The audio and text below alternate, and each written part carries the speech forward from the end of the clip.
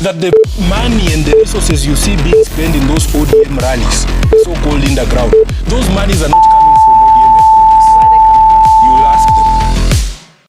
Wenyenchi, how are you doing? I hope you're doing well. Now, just recently, Edwin Sifuna went to Citizen TV, The Explainer, with Yvonne Okwara. And there are a lot that he said.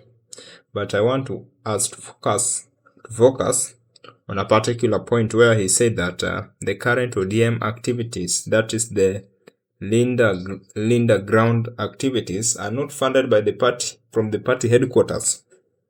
Yeah, let's listen to him first before we continue. Even this question of funding of political parties, I can state authoritatively here that the money and the resources you see being spent in those ODM rallies, the so-called underground, those monies are not coming from ODM headquarters. Where are they coming from? You will ask them. Because for me, this is what I'm telling you. This is what I'm telling you. I can only account for monies that, because I'm a signatory to the bank accounts, forget this rubbish you hear people saying here. Timothy Bosire, the treasurer, is a signatory to the bank accounts. The last money we expended as ODM, officially, was for the celebrations in Mombasa. And it was a fraction of what we saw there. So I am telling you, I know for a fact, there is parallel funding for activities clothed in ODM colors. And they go around running around saying they are ODM delegates. So this is the problem that we have. Just one moment. Yes. So we can go step by step. So what you're saying is the Linda ground... those rallies are not financed from party headquarters or party coffers. That one I can tell you including for what a we fact. have seen in terms of gaining, public support or sentiment for the pre-election coalition pact, which we will talk about. I am telling you, the party all those activities that you have seen, including those ones that you are referring to, there is no money that I executed a check for from party coffers or headquarters. In fact, we didn't have any money. The third quarter of the financial year, the remittance came, I think, 2 weeks ago, about 100 million shillings, and it is a drop in the ocean to what, when compared to what exactly ODM is supposed to receive. As we speak, Yvonne, ODM is owed a total of 12 billion shillings by Treasury. Yet we are being told that my former chairperson is the Cabinet Secretary for Treasury. Listen, there was once a Boda guy who used to loudly insult matatu drivers every morning. Matatus are reckless. Matatus have no discipline. Matatus are the problem on our roads. Then one day, people saw him driving a matatu. Same routes, same tout, same passengers. When asked what happened, he said, "Sasa si tulikubaliana tufanye kazi pamoja." Welcome to the season of politics, where yesterday's rival becomes today's co-driver. Because ODM is currently in a broad-based government arrangement with President William Ruto. So, what we are witnessing is no longer opposition versus government. This is more like a coalition without calling it a coalition. And that changes everything.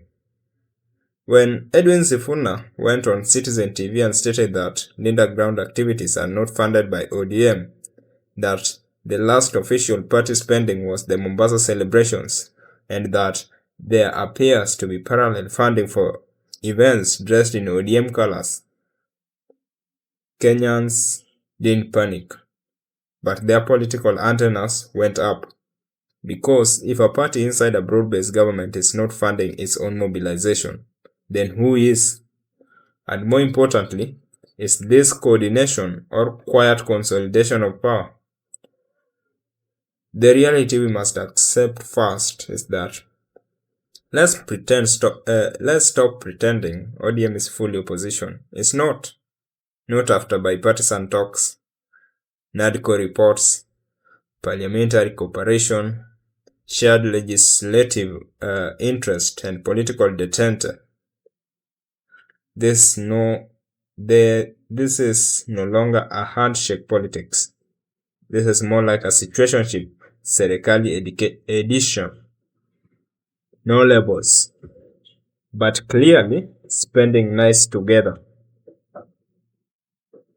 Then enters Linda Comrade at KICC. ODM colors, yes. Ruto images on charts, also yes. Messaging, leaning towards stability and broad government. Correct again. At this point, the question is not why is government funding ODM? The real question is, when two parties are already politically aligned, does it even count as funding the opposition? Or is this just coalition maintenance? Because coalitions duniani kote survive on one thing, resource sharing. Kenyan history shows this pattern. Kenyan politics rarely operates in permanent hostility. Our politics often behaves more like football transfers. Today you are tackling someone, tomorrow you are assisting them to score. Remember, Kanu absorbs critics. NAC became one big house. Jubilee married rivals. Handshake refined enemies. Kenya doesn't always defeat opposition. Sometimes it absorbs it gently, like sugar in hot tea. Before you realize, hakuna tofauti. So, what is the logic behind this arrangement? If you are President Ruto, think about the brilliance here. Instead of fighting ODM's massive grassroots machine, why not stabilize it? Why not cooperate with it? Why not reduce political temperatures?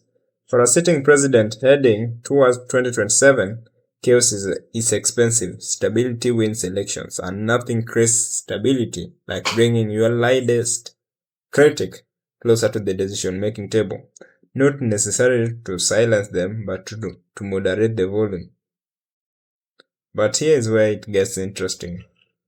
Coalitions are never loved equally by everyone inside the parties. Within ODM, there are clearly three emerging camps. The camp one, the pragmatists, who believe proximity to power delivers development. Their argument is simple. Sieri tukule serikali kuliko kupiga kelele nje. The likes of Mbadi, Wandai, Junet, Wanga, and the likes. Then we have the second group is the purists, who feel ODM risks losing its identity because historically, ODM has thrived as the resistance, the reform voice, the street energy. Power can dilute rebellion, and rebellion is what built the brand. These are the likes of Babu Wino, Sifuna, Caleb Amisi. Then we have the political realists who understand one brutal Kenyan truth. Elections are not won by emotions, they are won by structures. Working with government can strengthen those structures. So, are these events suspicious? Not necessarily, but they are revealing. They show that what we are seeing might not be infiltration. It might simply be the public normalization of a political marriage.